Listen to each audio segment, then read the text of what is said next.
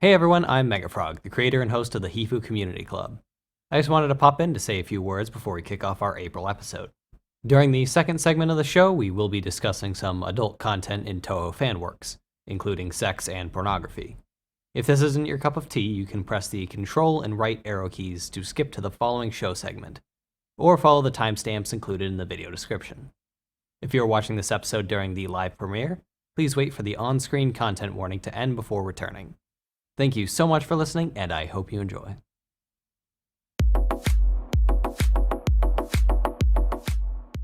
And he's like, I'm gonna give you like $300 if you make her the tallest one in the campus. And I'm like, what? I'm like, there's no way. There's no way he's gonna do that. But I'm sure I'll make her taller. I make her the tallest one in the campus. Boom, I check my coffee. Boom, 300. Like right there.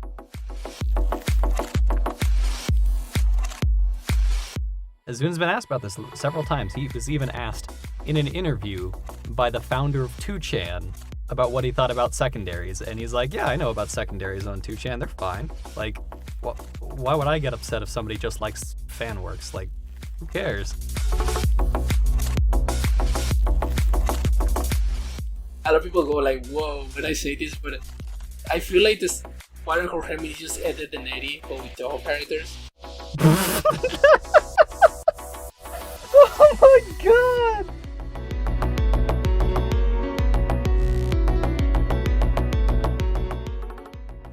This is something that I often tell people that are like new at art, or that know people that are new at art. I tell them, oh, you need to make the experience as comfortable as possible for people that are like new to it.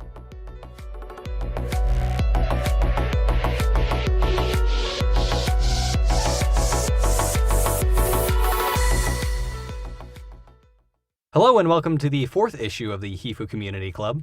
On this show, we bring on the talented hands and minds of the Touhou community to talk about some of their greatest works. Joining us for the month of April is the animator and local necromom appreciator, Quarium. Would you like to go and introduce yourself and your creative outlets? Hello, welcome everybody, my name is Quarium, and as he has said, I am an artist and animator. I do some funny stuff on the internet, but the main one will be drawing waifus, which is what you do when you're an artist and you're in the Touhou project, usually. Aside from that, I don't know much else. I guess I'm into music and stuff like that. That's like the other main interest that I have. But yeah, how are you, Mega? Pretty good. How are you doing for tonight? It's pretty hot down here in good old South America, as it usually tends to be. Understandable.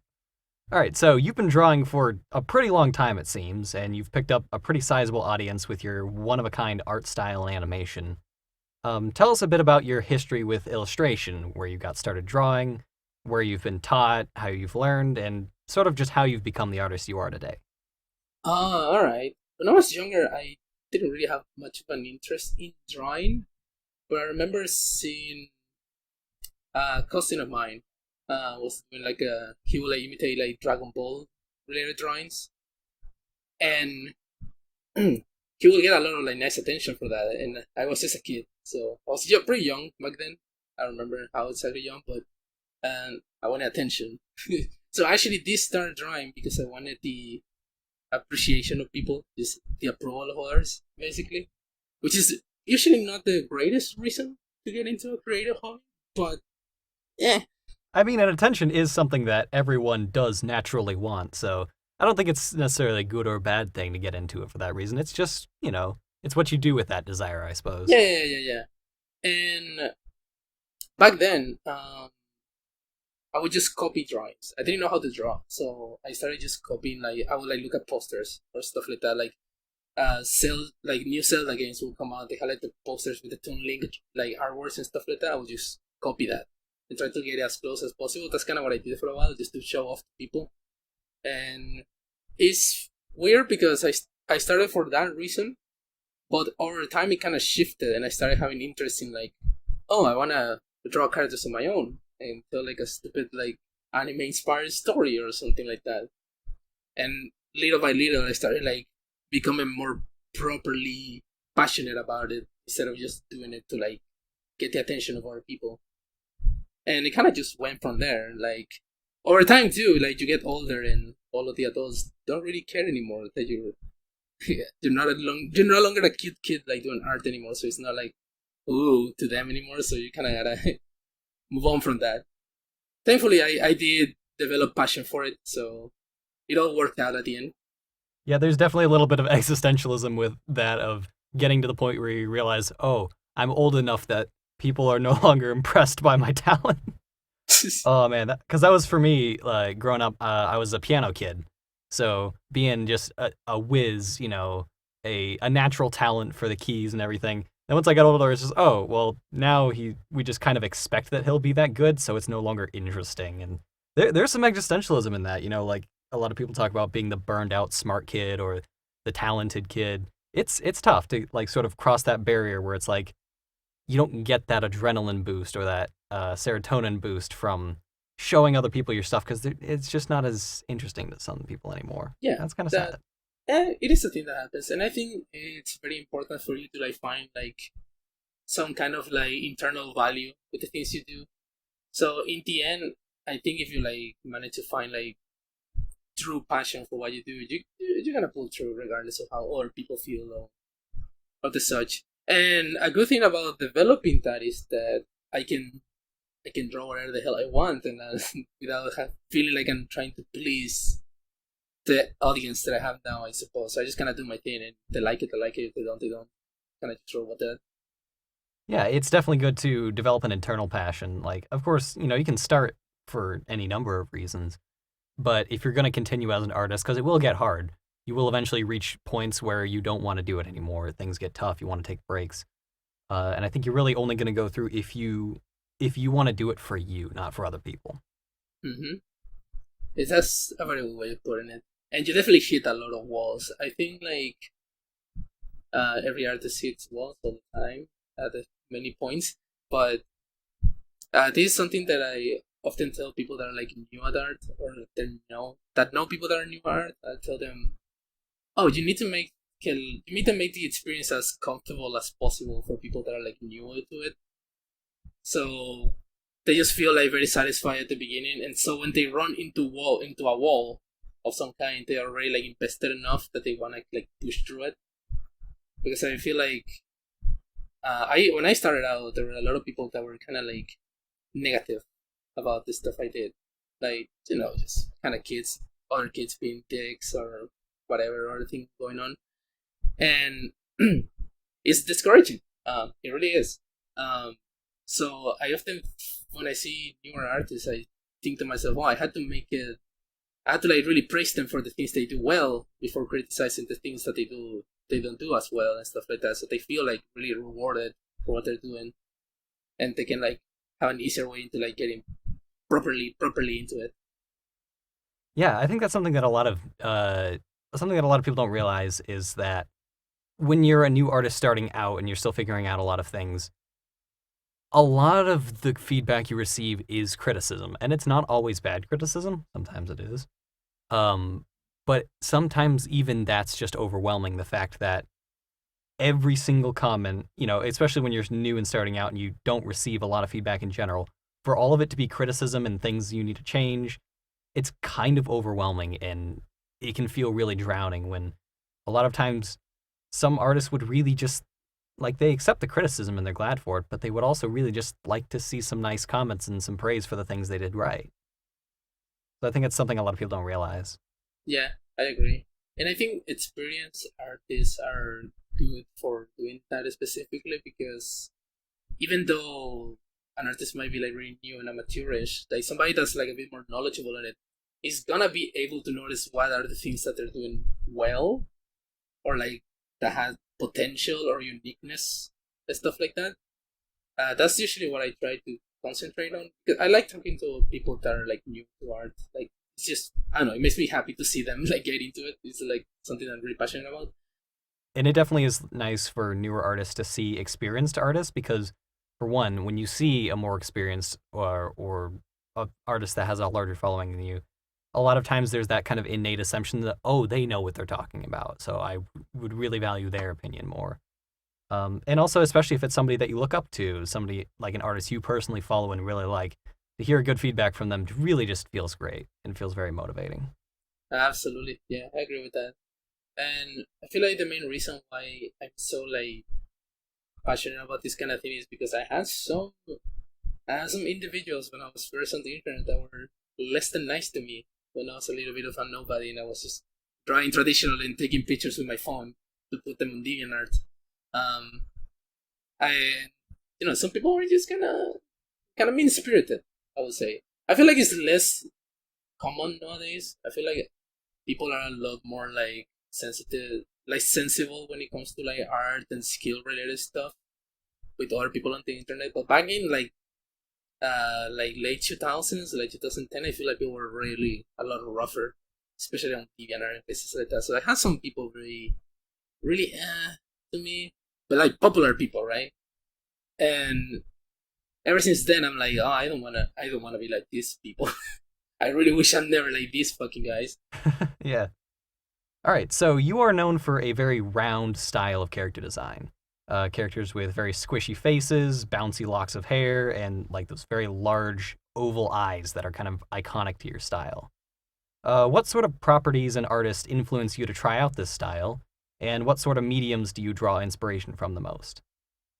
There's a lot of things to go over there. I want to say, but I think my main inspirations is like starting off like the core of where everything came from is like the 90s, like Slater's anime. It's like an anime from the 90s.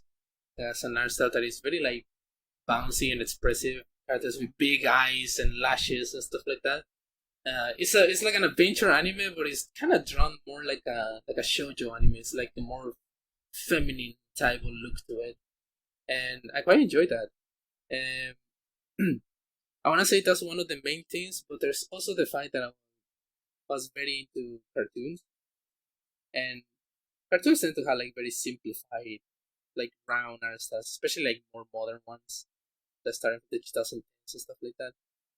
So it's like a mix of that and anime inspirations, kind of mishing together a little bit, and it's also because I think curved shapes are like more natural looking, and they also feel better to just do on the strokes with your arm movement and stuff like that. So it kind of comes naturally. I do know how to draw sharper. I do know how to do sharper shapes and communicate different feelings through my art because I took my time and I read about like stuff like character design and like shape language and stuff like that because I think it's important. Um, I don't do it too often because I am a little bit of a moe shit.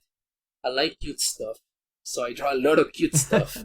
Just kind of Unsurprising that the person that draws for the Touhou project likes cute things. yeah. That's the thing. I haven't been a Toho fan for very long. It's been since 2018, so it hasn't particularly been a long time since I've been to Toho. But it's one of those things that I got into because I was always curious about people just seem to really have fun with it. So I was very curious and I got into it and I'm like, oh no, this is like a draw me mind. Like everything I look at, it just screams draw me. So adorable, and there's like big poofy dresses and stuff like. Oh no, Exactly. I knew I was doomed. I knew I was doomed the moment I started getting into it. You fell into the classic Touhou fan blunder of, oh man, I want to draw every character. That's the thing. I feel a lot of people ask me like stuff like if I'm gonna draw like fan art of other things or more of my own OCs and stuff like that, and I keep drawing Toho the most by a large margin, and that's not like oh I'm doing it for the attention of people or to please my audience or whatever. No, I do it because when I get into something, first of all, I'm a little bit obsessive. I will say a tiny little bit, but also because there's so many characters with so many like backstories and concepts and relationships to draw from, and like the fan work that you look at also like inspires you to do stuff. It's like it's almost impossible for me to like escape the general like Toho inspiration because oh I get tired of drawing I get tired of drawing Rumia after I drew her like 3 times in a row. I'm doing something else and I look at some Utaka related something and I'm like, oh no, now I want to draw her. And it kind of goes like that. It's like it never stops. There's too many. There's always something, like, if you get bored of the Touhou project, it's because you're focusing on one thing. Like you can always just move on to another character, another game, another story, another album. Like you can never run out of things to enjoy with the Touhou project. I agree. Especially if you're into like if you're like very open minded to like other people's interpretations and canons and stuff like that, you can just run into like so many different like interesting takes and looks and stuff like that, and it's like, but that's kind of like the value of the whole thing, right? It's like the crux of Touhou's value as an IP is rooted in the whole like doujin spirit thing, and like the essence of like, you know, uh get reuniting with other people that like the same thing in a comic or whatever, and like everybody's like selling books with their own head canons and stupid stories that might not make sense, but they're unique and their own Gensokyo, blah blah blah blah. And that's kind of like the value of it. And when you like start seeing it like that, it's like it's really hard to not get inspired from all kinds of angles all the time. Yeah, it's incredible. The way one fan put it that I really liked was saying that everyone has their own Gensokyo, and it's okay if you want to like or dislike the Gensokyo of other people, because that's part of the fun. Like, a lot of people like to get really nasty and critical about certain fan depictions, and the way that I look at it, and really, to be honest, the way the Zune has talked about looking at it, is that everyone sort of has their own take on Gensokyo, and as long as you're not doing something like, you know, extremely unethical or illegal from where you're at, then it's really fine to just have whatever idea of Gensokyo that you like. Mm-hmm. I definitely agree with that. It's at the core of the doujin spirit. Yeah. And you can also support someone's freedom to have a headcanon without actually supporting their headcanon as well. There are some headcanons of Touhou that I don't really care for myself, but I think going out and being nasty either under the guise that, oh, well, I'm criticizing because it's not accurate, that's kind of a weak argument. Or yeah, just being nasty in general, like, it's against the spirit of the doujin and really against the spirit of the Touhou project. I agree.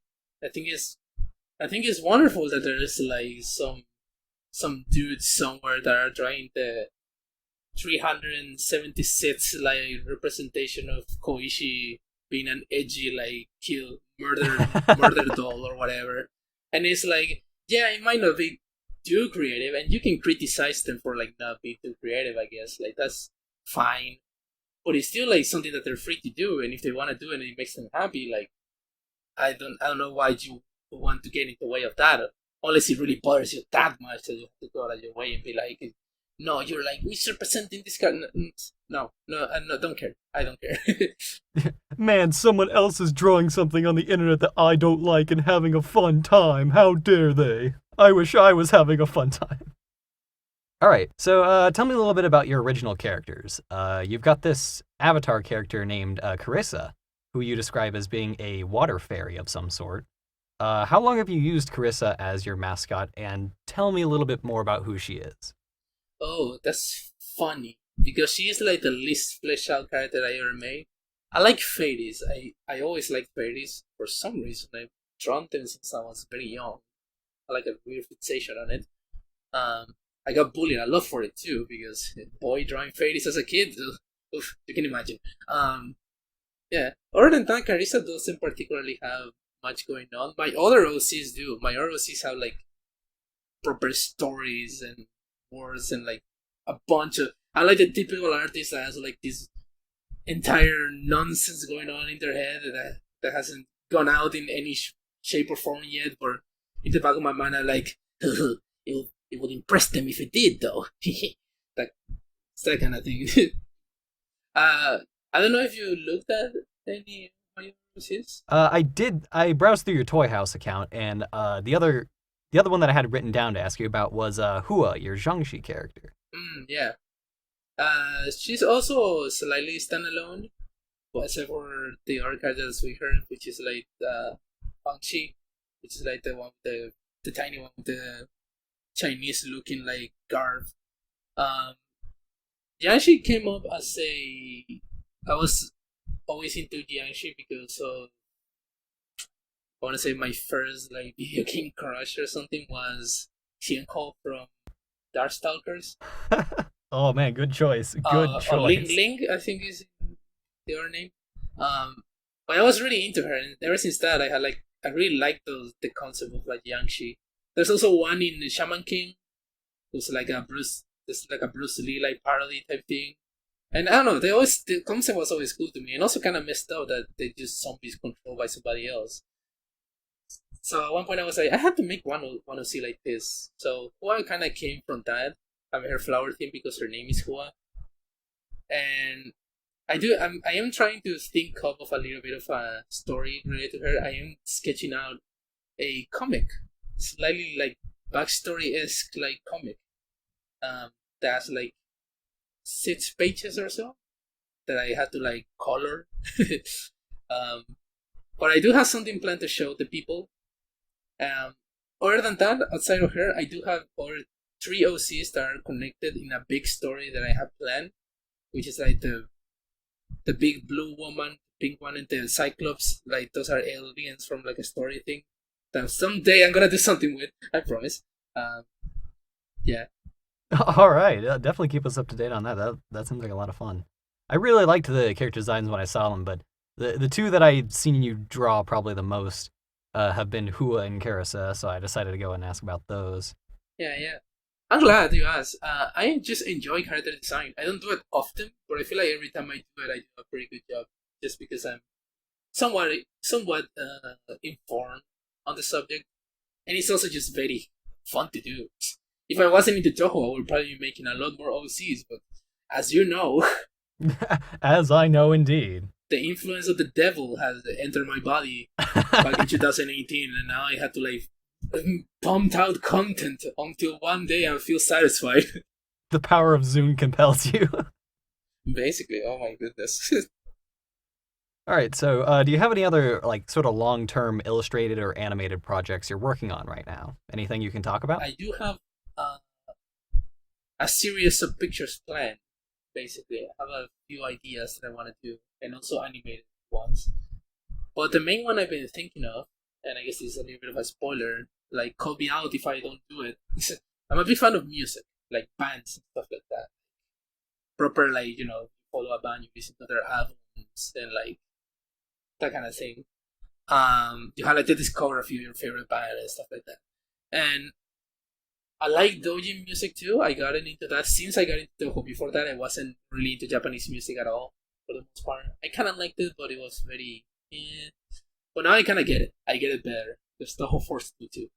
And I like doujin circle like album covers. So I was thinking like I want to do something like that where I can just be a bit more artsy than usual and just show people that I'm more than just a cutesy moe or a titty artist. So I was like, what I did is I made alternate names for every single mainline Touhou game, including PC98. And I've been thinking of drawing an album cover inspired by the plot of that game, or like the theme of that game. I just do a bunch of those. I had like a little series of pictures based on that. That's something that I want to do in the future. Oh wow, that would be incredible, actually. Yeah, because the cool thing about album covers is also that I can try different like ways of expressing, I guess. Like maybe I can do something more rendery, paintery, and serious on one, and then another one can be like simple colors, but it's all like neon, kind of 90s type thing. I don't know. It depends on what the cover itself is gonna be, but I think that's gonna be a good way of just kind of exercising, flexing my art muscles a little bit and trying to get something more creative going. Well, yeah, if you go forward with the album idea cover, then I'm gonna have to commission you at some point to draw the Weezer Blue album, but with Four Tengu. Oh my lord, that sounds like a nightmare. I can definitely do it, but goddamn. Oh man. Oh no, that's good. So, all right, so I'm gonna go ahead and repeat the content warning from the beginning of the episode. For this segment, we're gonna go into some adult content, so keep an eye out for the on-screen warning. So you are no stranger to adult fan works. In fact, neither of us are. Since some viewers may not know about this side of your artistic talent, how would you describe your adult works? Oh, how would I describe it? I guess it's like cute porn. It's like the best I can put it. It's just as cute as my safe-forward artwork, but it's like loot stuff. That's like the best way I can put it. Yeah, it definitely kind of shares that style. Yeah. I wouldn't change my style. I like it. I can draw different ways, but I think like it's more unique that way. It's also the fact that there's a funny little bit of trivia. My Nazi forward account was created pretty much out of pettiness because I remember I didn't want to make one for the longest time because I like being a safe forward artist. That's what I want to be known for basically. But I remember there was this guy, and I'm not gonna say names or anything, but they were like, the basically says something like, "Oh, your art style. I don't think that works for like new artwork. Like, I just cannot see it working. It's like too cutesy, too simple, that kind of thing." They gave me a little bit of spiel there about how it was not gonna work, and in my brain, I'm like, "Oh, you mother! I definitely know I can do it. I definitely know. It's so amazingly petty. I definitely goddamn know that I can do it, and people are gonna love it if I do it." And I ended up doing it just because of that. And then it was already made, and I was like, "Well, I don't know. If at some point I feel like doing it, I'm gonna update the account. It doesn't update often because I don't feel like doing it often. Like I really don't. I prefer looking at what other people do, or just drawing safe for work because cute and more artsy stuff is just what I like." Yeah. It's so amazingly petty. I can give you nothing but full points for that one. So you've also mentioned that you do take commissions on adult works at times, but you say that you are, quote, picky about what you will accept. What kinds of commission details will cause you to reject a contract, and have you ever had to reject one in the past? I have not yet actually. I guess it's like if like people ask me for like like the very young human being related content, I will probably be like, no, I don't want to do that. Um, what are things I can think of? Something that is like way too extreme or too fetishy is probably also gonna fall into this.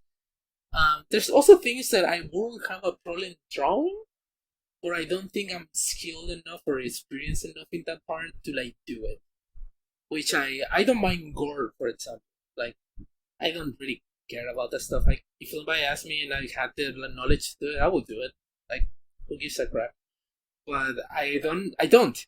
So if somebody asks me, I will be like, I am actually not experienced in that, so I'm gonna have to decline. So it's just for case by case stuff like that. But usually people ask for very like stuff that I don't mind drawing at all, so I just kind of go for it. I haven't had to reject anybody yet. Also, saying I do what I want, it makes you sound cool. So I want it to sound cool. It does, yeah. It's like I'm not begging for money on the internet. I do what I want to do, you know. There's a little bit of a prestige to it.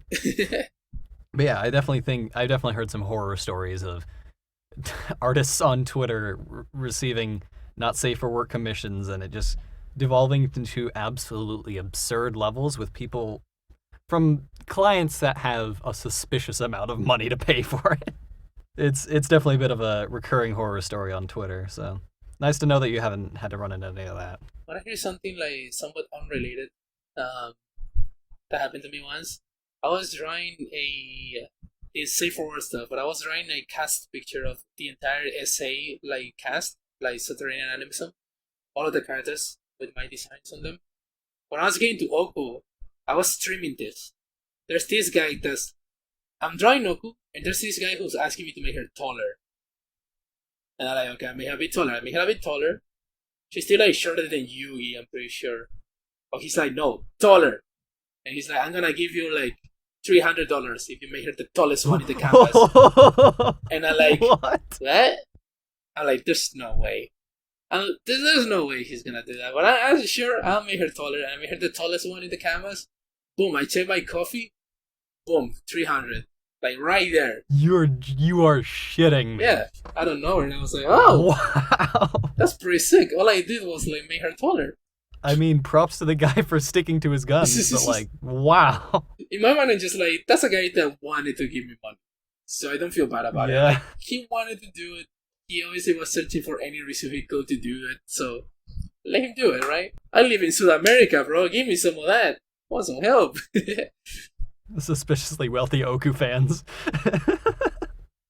Oh man, that's good.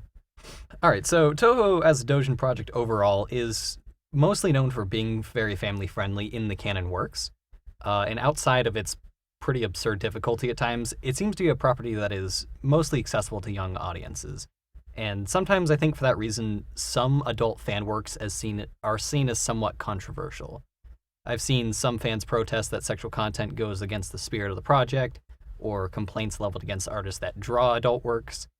Have you yourself ever received this kind of backlash for making adult content for the Touhou project? Absolutely not, not at all. And I think the first thing I will say to people that give me that is like there's literal cons where Soon is right there, and there's people selling Nazi forward stuff like one floor above of his property. So I think it's fine. I think it's for the most part like nobody really cares all that much.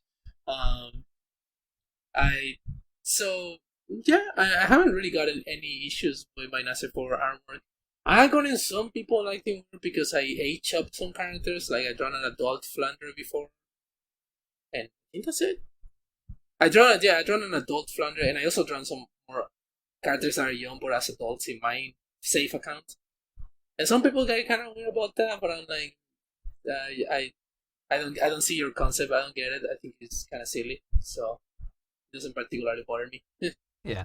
Well, I mean, it's nice to see like people haven't given you direct backlash for it, but yeah, I definitely think ultimately it's up to Zune what he wants fans to do with his project, and he has said in the past that he actually does not mind adult Dojin works. In fact, he said that he has read a few and they did not bother him. So it's definitely not something he's innately opposed to. He just insists that, don't do anything illegal in Japan, follow the laws of Japan because it is a Japanese project. And I think in the spirit of that, follow the laws of your own country and follow the laws of whatever internet website you're posting on. So, Absolutely, yeah. It's also like, I mean, it's funny because some of those PC98 games had like trace artwork from like eroge games and stuff like that. So Soon definitely did his own share yeah. back in the day. He's an adult man now with a family. He can be settled down, and maybe he doesn't even like fan service and stuff like that. That's fine.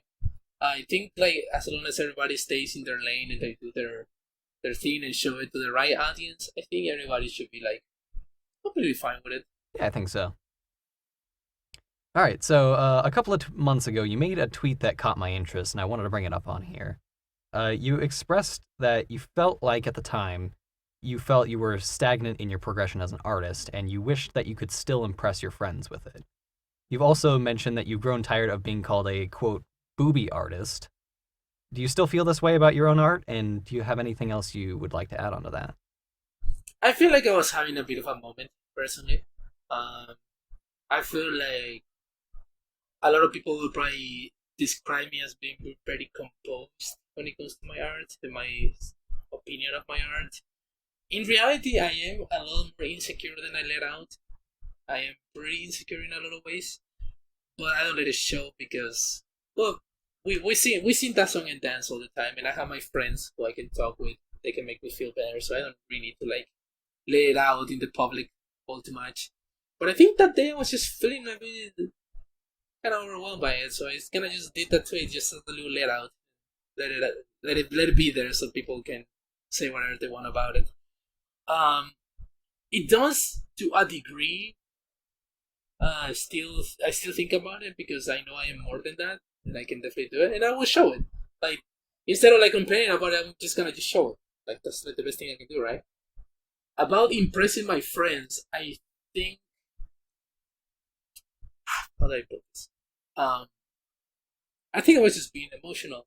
Um, a lot of my friends, we praise each other a lot. We give each other props and we give each other help a lot because it's a good thing to do, right? It's nice to be excited about what your friends are doing. And I like this. Sometimes I have like this weird feeling that I don't cause the same type of reaction that some of my other friends do along my circle, and that kind of makes me feel like, oh, am I doing something wrong? Am I being like less interested? Am I stagnating? Like, just kind of get in your own head about this stuff, and it's mostly it's just insecurity. I want to say because I'm pretty sure my friends love what I do, and they tend to tell me, and are impressed and they like it a lot. It's just that the head plays you mean tricks sometimes. It's a thing that does, and it does to a lot of people. And I'm definitely not an exception to that rule. So yeah, that tweet is a little bit of overly emotional type thing that just came out, but it is rooted in something, right? So I will work on that. I will find where the root is, and I'm gonna like slowly work on that and see if I can improve those feelings if they were to come up again. That's basically how I feel. All right, good for you, man. That was, oh man, that was really insightful and really interesting to hear about, to sort of see from that side, that perspective of an artist, because that's something I don't have really any experience with. So it's thanks for sharing. That was really insightful. No problem. I enjoy talking about that stuff because I don't know. I think it's like the human aspect of like being an artist is like such a massive thing. It's for anybody that does anything creative, really. Not necessarily just art. It can be music. It can be sculpturing, 3D modeling, like even video editing or something like that. If you feel particularly strong about your editing and how skilled you are at it. I feel like we all sometimes when we look at other people, we forget about the human aspect behind it, like how we think about ourselves, right? Because we are self-centered by nature. I don't know if by nature, but it is the first thing we go to. We are very self-centered, and so we tend to forget that our people are as much of insecure or as dorky-ish or as dumb or as lost as we are a lot of the time. That's how I feel, and that's why I like being honest sometimes about this kind of stuff. When people ask me directly, I'm not gonna go start like lecturing people on the internet about how I feel and blah blah blah, my feelings. But if anybody asks me, I'm gonna be honest about it because I feel it's important to just show that you're just a person like anybody else, and you have like the same problems and insecurities and like moments where your brain is just not gonna cooperate with you and it's gonna be irrational. It's gonna make you feel like people just don't like you or what you do. That's just stuff that happens, and you gotta like put yourself in a certain mindset to do that because being empathetic is not something that happens by default. It's something that we force ourselves to do, at least to a degree. But if you see somebody getting hurt, for example, that's an extreme example. We're gonna feel empathetic there because that's like a very strong thing to happen. But when it comes to like more subtle types of emotions like this one, it requires a lot of like putting yourself in the shoes of other, or at least thinking from other points of view. And I like doing that. Otherwise, I'm very selfish, and I don't like being selfish. And I like for other people to be able to do that too. So sometimes I'm honest with my feelings about that stuff. So that's basically it. Wow, that's super nice. All right, so I'm gonna go ahead and pull us back around to the Touhou project, so we can hop back into some all audiences content. So when it comes to the Touhou project, considering that there are games, printworks, music, and so much more else, what aspects of the project have you been able to enjoy the most? The most? Oh, that's hard. I want to say art and music are like the ones I enjoy the most just because they're my main thing, my main passions. But I definitely enjoy. I am a little bit of a Touhou encyclopedia, if, even though I'm a very young fan by comparison to a lot of people. I've been only around for like 3 years or so. Um, the moment I got into it, I did my research. I went in like crazy. I read a ton of like the lore, world building related stuff and the printworks, and I was kind of obsessed over it. Like when I first got into it, and I'm a massive dork. So I went in and I read all of the things, and I went to TV Troll's meme page and absorbed all of the things.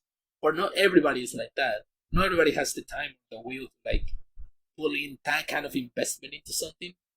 Which is also why it is a little bit of going by the branches again, but which is also why I don't like people calling or secondaries or like giving them nonsense for like not being super knowledgeable the characters and stuff like that. Because I feel like nobody has any obligation of being any more invested into something than how they wanna be invested.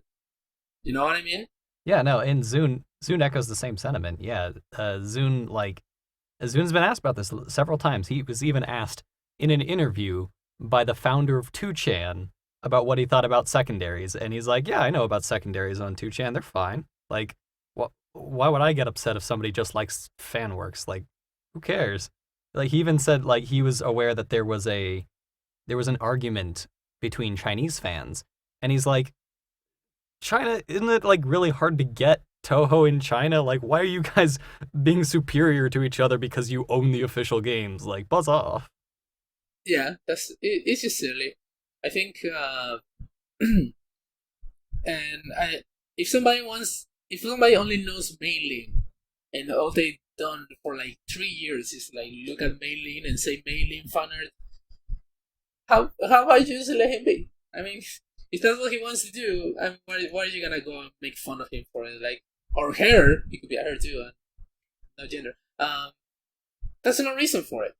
What you can do is if you know the person and if you're their friend and you're like a fan of the series and you feel like there will be more value for them to like really properly get into it, you nudge them into it.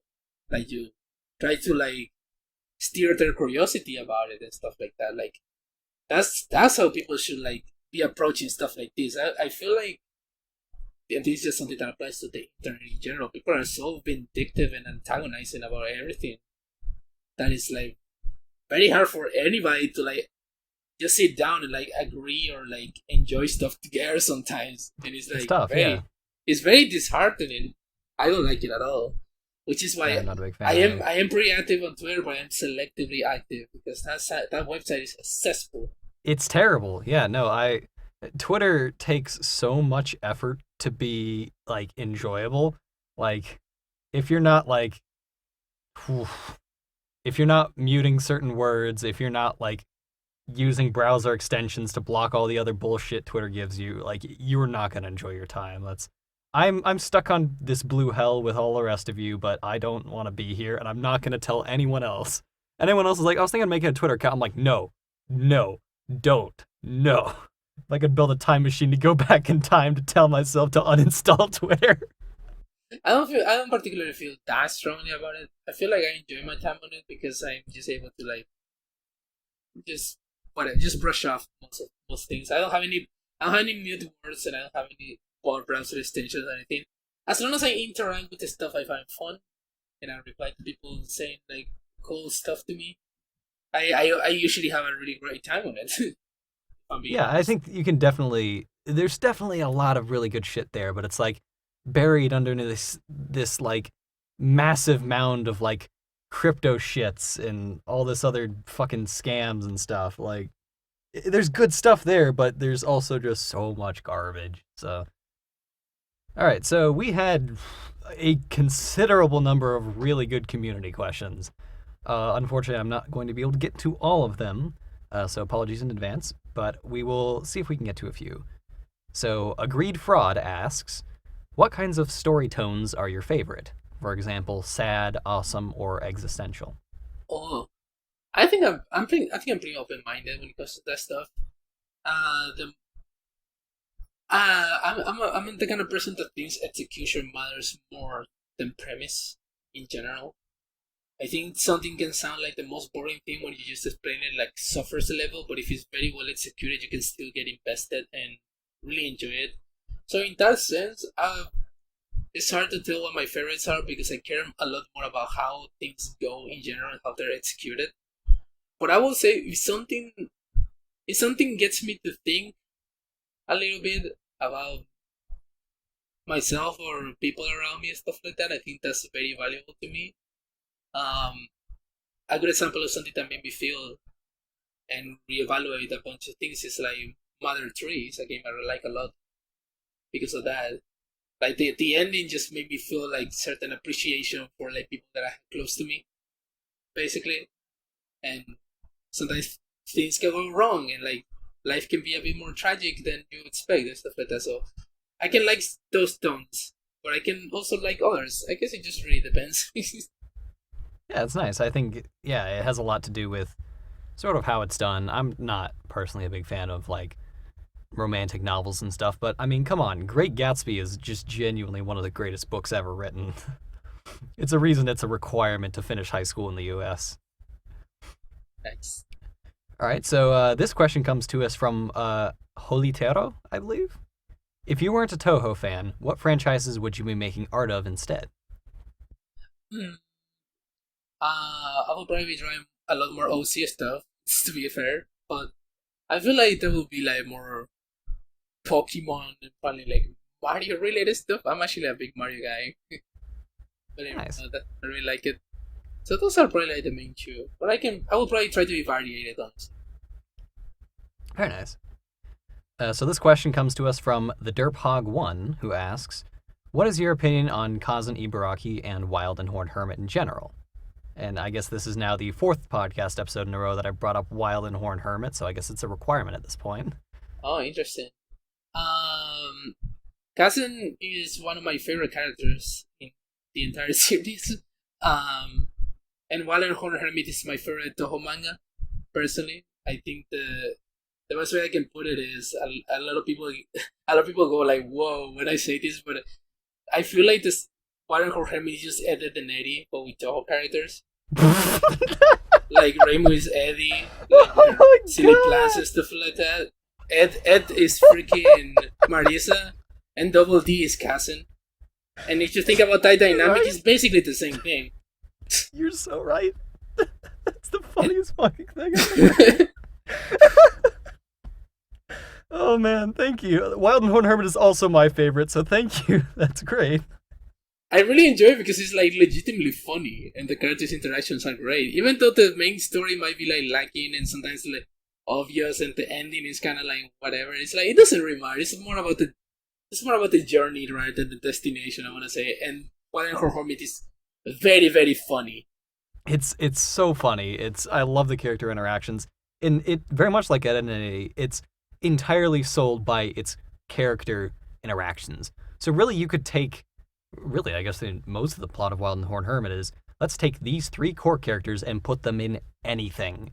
Like, let's put them in this situation. Let's see what they do if this happens. And there definitely are story beats that become very serious, very real. And I think that's an interesting take for the Touhou project. But it's not all the time. It doesn't take itself too seriously.